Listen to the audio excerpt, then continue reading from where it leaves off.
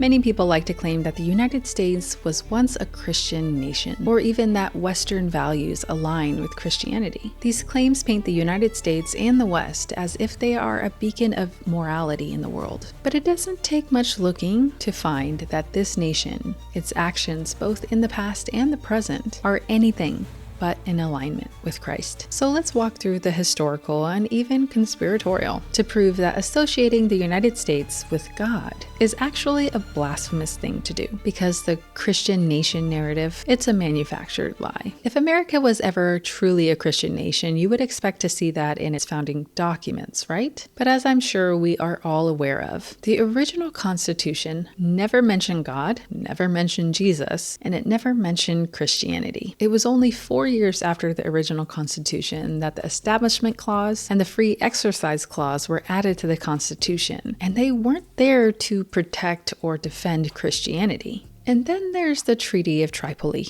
I have no idea if I'm saying that right. Tripoli, whatever. But this treaty makes things a little more awkward, because in 1797, 10 years after the Constitution was created, President John Adams signed this treaty, and it was ratified by the Senate, ratified unanimously. And here's what it says word for word. The government of the United States of America is not, in any sense, founded on the Christian religion. But then comes the question, did it become a Christian nation somewhere else down the line? Well, let's examine the fruit of this supposed Christian nation. We all know about the first wave of Europeans who arrived here and committed a mass genocide against the Native Americans. Some of the things they did to murder these innocent people was just disgusting. They went so far in some instances to infect blankets with diseases and then to give them to the natives. Just a creative and godly way to kill them off. And how did this supposed Christian nation at that point justify all of this? Manifest destiny, of course.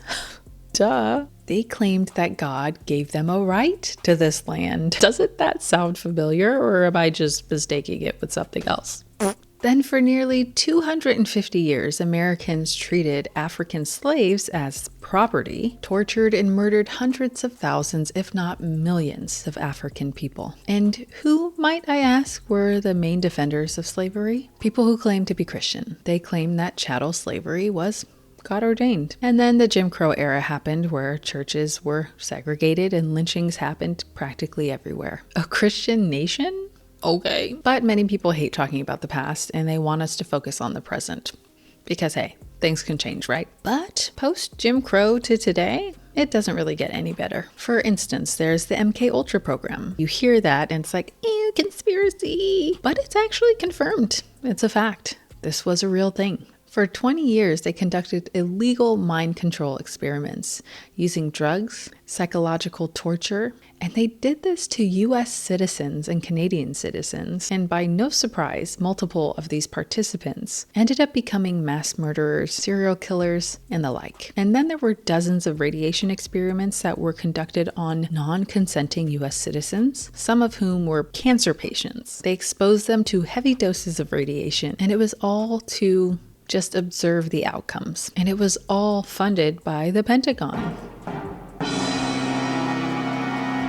And people like to call the idea of what many call chemtrails to be a conspiracy. But it's a fact that from the 1940s to the 1960s, the US military conducted hundreds of experiments. These were open-air tests on populations of people in densely populated areas, and they sprayed bacterial tracers over these populations, as well as other toxic stimulants, just so that they could see how these biological agents spread in a population. And of course, there were hundreds, if not thousands, of experiments that were conducted on non-consenting people who were mentally disabled, mentally ill, prisoners, and the like. And it was done to them without their consent and even against their will. In addition to this, America has invaded, bombed, and overthrown governments in over 80 countries since World War II. And the result every single time Nations full of uninvolved civilians who are left to be plunged into chaos and unthinkable suffering. Our government is so big on not letting other countries meddle in our politics, but yet we seem to have our hands in so many other people's politics. Hypocrisy much? From being the only nation to ever drop an atomic bomb, to even one of our most recent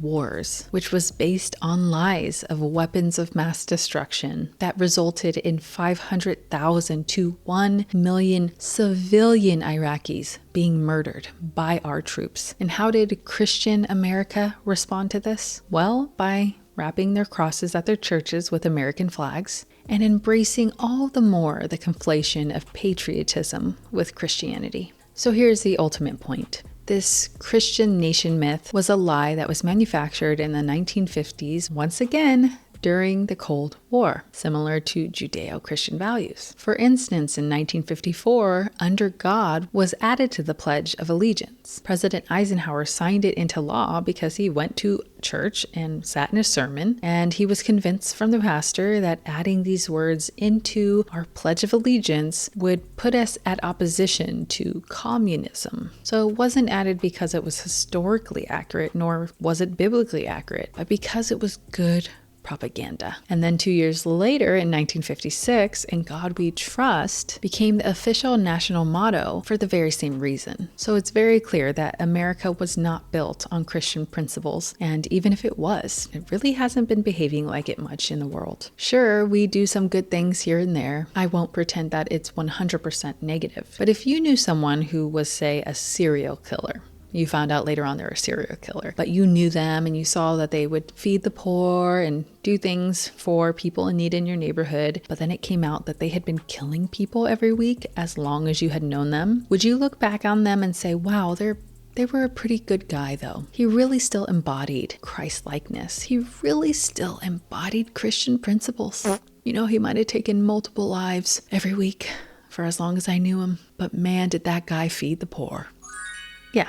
Probably not. As they say, you can put a lipstick on a pig, but still a pig. It's why I say to equate American values or even Western values, because we didn't get to all the other Western countries and what they've done. But to equate that with Christianity, it's just blasphemous, because it's essentially to say that what they do, how they're existing in the world, is an accurate representation of Jesus, of God. Weird. Exporting evil, exploiting people for resources and information, causing the destruction of entire societies, all for your political gain and control, starting many wars of choice and often lying to the public in order to get their support to get in it, perverting justice for the wealthy, people in government and law enforcement who just seem to be above the law, as well as enabling and sustaining oppression practically almost everywhere. It's very clear that the US may invoke God's name. It may claim to be morally superior, but its actions since its founding prove that it was never a Christian nation, that it never represented biblical principles, and by the Bible's standards, it can never be a Christian nation, and it never should be, because nations are not Christian. People are. And I want to be clear that me saying this, I'm talking about the American government. I'm talking about the people in power here who have the ability to choose how this country engages in the world. Us average citizens, we don't have the power over that, and many of us, even those who are not Christian, don't support the kind of things our government has been guilty of. The people who have the power, who have been given the power, have chosen to do it in the way they have. And it's that is associated to American ideals and American values and Western values. It's the actions of our government. But you are welcome to let me know what you think in the comments. I know I have very strong opinions because I know what I know, and I can't unknow or unsee what I've seen. But you're welcome to tell me what you think, and you're welcome to share this with anyone you think might enjoy it too. Thank you so much for being here, and I will see you next time.